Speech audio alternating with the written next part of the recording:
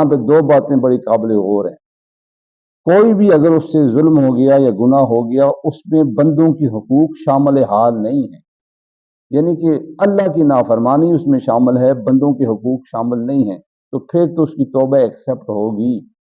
اگر اس میں بندوں کے حقوق بھی آ گئے، یعنی کہ اس نے کسی کی چوری کر دی، کسی کا حق دبا لیا، کسی کی حق تلفی کر دی، اب یہاں پہ کیونکہ بندوں کے حقوق شامل ہو گئے، اب اس جرم کا تعلق بندوں کے ساتھ بھی شامل حال ہوا۔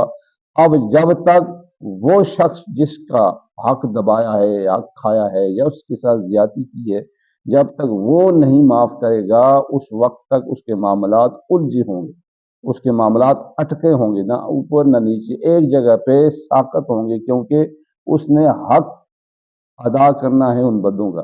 یہ فرمایا حقوق اللہ اور حقوق العباد، یہ دو حقوق ہیں۔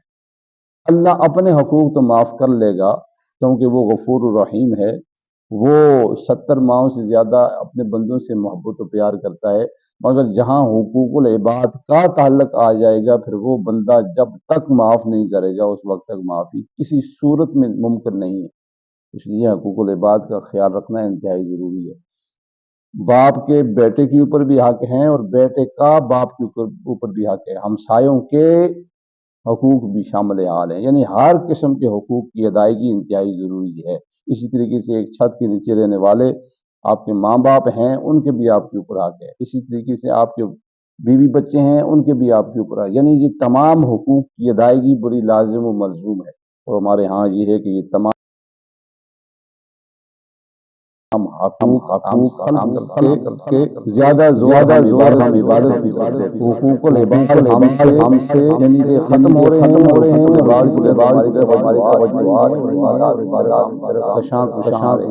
عبادت اپنی جگہ پر ہے، مگر حقوق العباد کا ادا کرنا بھی ضروری ہے۔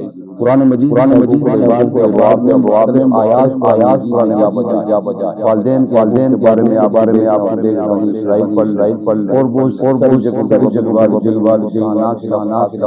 اسی طریقے سے آپ رشتہ داروں کی قرآن مجید 5ویں سپارے تقریباً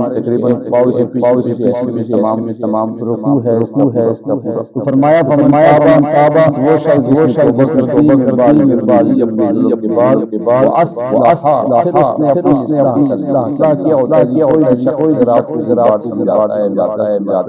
ہے وہ آپ کی اصلاحات میں شامل ہو جاتا ہے۔ اب میری اصلاح ہوگی، فلاں